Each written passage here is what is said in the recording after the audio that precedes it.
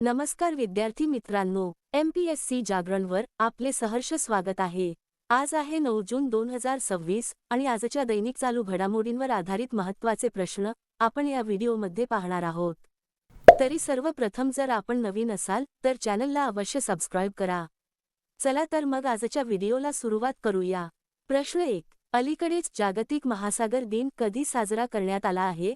याचे अचूक उत्तर आहे पर्याय बी, 8 जून। स्पष्टीकरण: जागतिक महासागर दिन दरवर्षी 8 जून रोजी साजरा केला जातो। हा दिवस साजरा करण्याचा मुख्य उद्देश महासागरांचे महत्त्व, त्यांच्याशी संबंधित आव्हाने जसे की प्रदूषण आणि हवामान बदल आणि त्यांच्या संरक्षणाविषयी लोकांना जागरूक करणे हा आहे। प्रश्न 2, अलीकडेच फ्रेंच ओपन 2026 मध्ये महिला एकेरीचे विजेतेपद कोणी जिंकले आहे? याचे अचूक उत्तर आहे पर्याय सी, मिरा अँड्रीवा। स्पष्टीकरण: मिरा अँड्रीवा हिने अंतिम सामन्यात माजा चवालिम्स्काचा 6-3, 6-2 असा पराभव करून 2026 फ्रेंच ओपनमध्ये महिला एकेरी टेनिसचे विजेतेपद जिंकले। हे तिचे पहिले मेजर विजेतेपद आणि एकूण 6वे WTA टूर स्तरीय एकेरी विजेतेपद होते। 1992 मध्ये मोनिका सेलेस यांच्यानंतर हे विजेतेपद जिंकणारी अँड्रीवा ही सर्वात तरुण महिला म्हणजेच 19 वर्षे आणि 1 महिना ठरली। प्रश्न 3, अलीकडेच भारत आणि कोणत्या देशादरम्यान UPI जोडणी लॉन्च करण्यात आली आहे? याचे अचूक उत्तर आहे पर्याय बी, नेपाळ। स्पष्टीकरण: अलीकडेच भारताची युनिफाईड पेमेंट्स इंटरफेस म्हणजेच UPI आणि नेपाळची नॅशनल पेमेंट्स इंटरफेस म्हणजेच NPI यांच्यात सीमापार जोडणीचा शुभारंभ करण्यात आला आहे। या उपक्रमाचा उद्देश दोन्ही देशांच्या नागरिकांमध्ये सीमेपलीकडून पैसे पाठवणे अधिक सुलभ, जलद आणि स्वस्त करणे हा आहे। नेपाळ देशाची माहिती: राजधानी काठमांडू, चलन नेपाळी रुपया, पंतप्रधान बालेन शाह, राष्ट्रपती रामचंद्र पौडेल। आता पाहू नेपाळशी संबंधित इतर चालू घडामोडी। नेपाळ सरकारने ऑनलाईन सट्टेबाजीशी संबंधित 7,000हून अधिक ॲप्लिकेशन्स आणि संकेतस्थळे बंद केली आहेत। नेपाळ सरकारने इयत्ता 5वी पर्यंतच्या मुलांसाठी सर्व पारंपरिक परीक्षा रद्द केल्या आहेत। भूमिका श्रेष्ठ यांची नेपाळच्या पहिल्या ट्रान्सजेंडर महिला खासदार म्हणून नियुक्ती करण्यात आली आहे। नेपाळमध्ये यहमरी सण साजरा करण्यात आला। 300 वर्षे जुना कार्तिक नाच उत्सव नेपाळमध्ये संपन्न झाला। भारतीय रिझर्व्ह बँकेने म्हणजेच RBIने नेपाळला भारतीय रुपयांमध्ये कर्ज देण्याची परवानगी दिली आहे। नेपाळमध्ये 5 दिवसीय तिहार उत्सव साजरा करण्यात आला। सबिता भंडारी या नेपाळच्या पहिल्या महिला महान्यायवादी म्हणजेच अॅटर्नी जनरल बनल्या आहेत। प्रश्न 4, अलीकडेच शिक्षण मंत्रालयाने कोणत्या विद्यापीठाला अधिकृतपणे संपूर्ण भारतात आपल्या शाखा उघडण्याची परवानगी दिली आहे? याचे अचूक उत्तर आहे पर्याय सी, लिव्हरपूल विद्यापीठ। स्पष्टीकरण: शिक्षण मंत्रालय आणि विद्यापीठ अनुदान आयोग म्हणजेच UGC यांनी अलीकडेच युनिव्हर्सिटी ऑफ लिव्हरपूलला संपूर्ण भारतात आपली शाखा म्हणजेच कॅम्पस उघडण्याची अधिकृत मंजुरी दिली आहे। ही संस्था आपले नवीन कॅम्पस बंगळुरू येथे स्थापन करणार आहे। प्रश्न 5, अलीकडेच कोणाद्वारे लिहिलेले वन ऑडिट मॅटर्स नावाचे पुस्तक लॉन्च करण्यात आले आहे? याचे अचूक उत्तर आहे पर्याय डी, विनोद राय। स्पष्टीकरण: one audit matters CAG interventions that made a difference नावाचे पुस्तक भारताचे माजी नियंत्रक आणि महालेखापरीक्षक म्हणजेच CAG विनोद राय यांनी संपादित केले आहे। या नवीन पुस्तकाचे प्रकाशन अलीकडेच भारताचे उपराष्ट्रपती श्री CP राधाकृष्णन यांच्या हस्ते नवी दिल्ली येथील उपराष्ट्रपती भवनात करण्यात आले। आता पाहू इतर महत्त्वाचे पुस्तके। India's first Olympic gold hockey triumph at Amsterdam नावाचे पुस्तक के अरुमुगम यांनी लिहिले आहे। बेटर नेव्हर स्टॉप्स नावाचे पुस्तक श्याम श्रीनिवासन यांनी लिहिले आहे। All time favourite friendship stories नावाचे पुस्तक रस्किन बॉन्ड यांनी लिहिले आहे। शिवराज सिंह चौहान यांनी त्यांच्या अपनापन या नवीन पुस्तकाची घोषणा केली आहे। केंद्रीय मंत्री अमित शाह यांच्या हस्ते लॉन्च करण्यात आलेली the bench, the bar at the bizarre आणि the lawful and the awful ही पुस्तके तुषार मेहता यांनी लिहिली आहेत। The curious and the classified unearthing military myths and mysteries नावाचे पुस्तक मनोज मुकुंद नरवणे यांनी लिहिले आहे। प्रश्न 6, अलीकडेच 2 दिवसीय कलिंग साहित्य महोत्सवाचे 4थे संस्करण कोठे संपन्न झाले आहे? याचे अचूक उत्तर आहे पर्याय बी, काठमांडू। स्पष्टीकरण: 2 दिवसीय काठमांडू कलिंग साहित्य महोत्सवाचे 4थे संस्करण अलीकडेच नेपाळमधील ललितपूर शहरात म्हणजेच काठमांडू खोऱ्यात हॉटेल हिमालय येथे संपन्न झाले। हा कार्यक्रम 6 आणि 7 जून रोजी आयोजित करण्यात आला होता. यावर्षीच्या महोत्सवाचा मुख्य विषय सरहदों के पार बदलते परिवेश दक्षिण एशियाई साहित्य म्हणजेच सीमांपलीकडे बदलत्या वातावरणात दक्षिण आशियाई साहित्य असा होता. हा महोत्सव नेपाळ आणि भारत यांच्यातील साहित्यिक आणि सांस्कृतिक संबंध अधिक दृढ करण्यासाठी एक प्रमुख व्यासपीठ म्हणून कार्य करतो. प्रश्न 7. अलीकडेच वन्यजीव गुन्ह्यांच्या व्यवस्थापनासाठी हॉप ही डिजिटल प्रणाली कोठे लॉन्च करण्यात आली आहे? याचे अचूक उत्तर आहे पर्याय सी, केरळ. स्पष्टीकरण. भारतातील पर्यावरणविषयक गुन्ह्यांच्या खटल्यांच्या पद्धतीमध्ये आमूलाग्र बदल घडवून आणत केरळ वनविभागाने आपल्या हॉप म्हणजेच हॉस्टाईल ॲक्टिव्हिटी वॉच कर्नल प्रणालीसाठी ई-कोर्ट एकत्रीकरण सुविधा सुरू केली आहे. केरळ राज्याची माहिती. राजधानी तिरुवनंतपुरम. मुख्यमंत्री व्ही सतीशन. राज्यपाल राजेंद्र आर्लेकर. आता पाहू केरळशी संबंधित इतर चालू घडामोडी.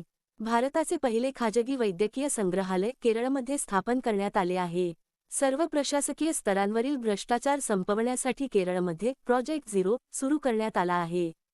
केरळ विधानसभेचे 25वे अध्यक्ष म्हणून थिरुवंचूर राधाकृष्णन यांची निवड करण्यात आली आहे. केरळ सरकारने भारताचा पहिला समर्पित कॅबिनेट स्तरावरील AI म्हणजेच आर्टिफिशियल इंटेलिजन्स पोर्टफोलिओ लॉन्च केला आहे. केरळ सरकारने भारताचा पहिला ज्येष्ठ नागरिक काळजी विभाग स्थापन करण्याचा निर्णय घेतला आहे. पूर्णपणे डिजिटल बँकिंगचा अवलंब करणारे केरळ हे भारतातील पहिले राज्य ठरले आहे. गांडुळाची ग्रॉविडा वझानिया ही नवीन प्रजाती केरळमध्ये शोधली गेली आहे. महिलांच्या रात्रीच्या सुरक्षेसाठी केरळमध्ये निर्भया निशा उपक्रम सुरू केला जाईल. प्रश्न 8.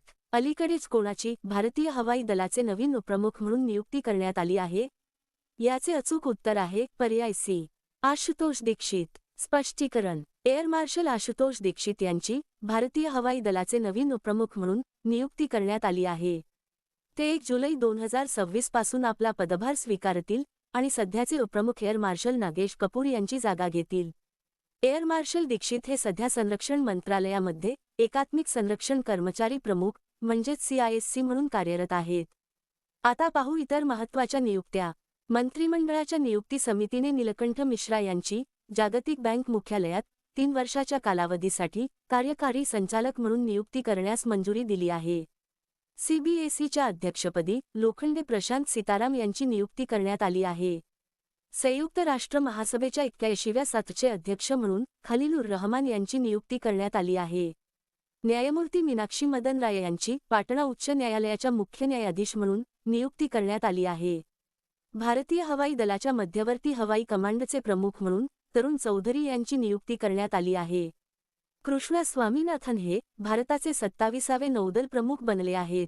प्रश्न 9. अलीकडेच भारताच्या 7व्या प्रादेशिक हवामान केंद्राचे उद्घाटन कोठे करण्यात आले आहे? याचे अचूक उत्तर आहे पर्याय बी, जम्मू. स्पष्टीकरण. केंद्रीय विज्ञान आणि तंत्रज्ञान आणि पृथ्वी विज्ञान मंत्री डॉक्टर जितेंद्र सिंह यांच्या हस्ते भारताच्या 7व्या प्रादेशिक हवामान केंद्राचे म्हणजेच RMCचे उद्घाटन जम्मू येथे करण्यात आले आहे. हे नवीन केंद्र प्रामुख्याने हिमालयीन क्षेत्रासाठी कार्य करेल. प्रश्न 10. अलीकडेच कोणत्या राज्य सरकारने राज्यव्यापी मोहीम योगांध्र 2026 सुरू केली आहे? याचे अचूक उत्तर आहे पर्याय ए, आंध्र प्रदेश. स्पष्टीकरण. आंध्र प्रदेश सरकारने आंतरराष्ट्रीय योग दिनाच्या पार्श्वभूमीवर योग आणि निरोगी जीवनशैलीला प्रोत्साहन देण्याच्या उद्देशाने राज्यव्यापी मोहीम योगांध्र 2026 चा शुभारंभ केला आहे. आंध्र प्रदेश राज्याची माहिती. राजधानी अमरावती. मुख्यमंत्री एन चंद्राबाबू नायडू. राज्यपाल जे अब्दुल नझीर. आता पाहू आंध्र प्रदेशशी संबंधित इतर चालू घडामोडी.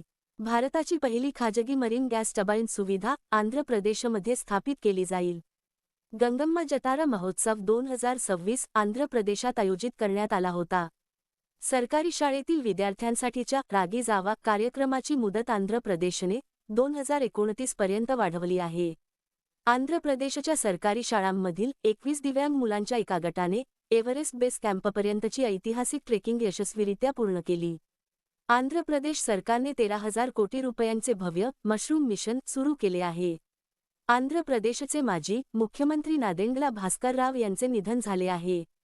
प्रश्न 11. अलीकडेच इंडियन इन्स्टिट्यूट ऑफ कार्टुनिस्ट्स द्वारे कार्टुनिंगमधील उत्कृष्टतेसाठी दिल्या जाणाऱ्या प्रतिष्ठित बार्टन अवॉर्ड 2026 साठी कोणाची निवड करण्यात आली आहे?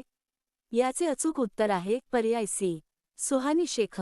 स्पष्टीकरण. इंडियन इन्स्टिट्यूट ऑफ कार्टुनिस्ट्सद्वारे कार्टुनिंगमधील उत्कृष्टतेसाठी दिल्या जाणाऱ्या प्रतिष्ठित बार्टन अवॉर्ड 2026 साठी सुहानी शेख यांची निवड करण्यात आली आहे.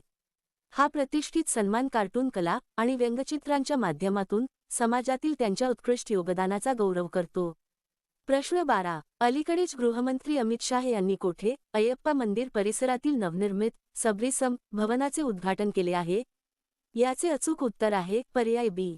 नवी दिल्ली. स्पष्टीकरण. केंद्रीय गृहमंत्री अमित शाह यांनी नवी दिल्ली येथे नवनिर्मित सबरीसम भवनाचे उद्घाटन केले आहे. हे भवन आर.के. पुरम भागात असलेल्या अय्यप्पा मंदिर परिसरात बांधले गेले आहे. उद्घाटनानंतर हा नवीन परिसर तेथे येणाऱ्या भाविकांसाठी विविध प्रकारच्या चांगल्या सुविधा उपलब्ध करून देईल.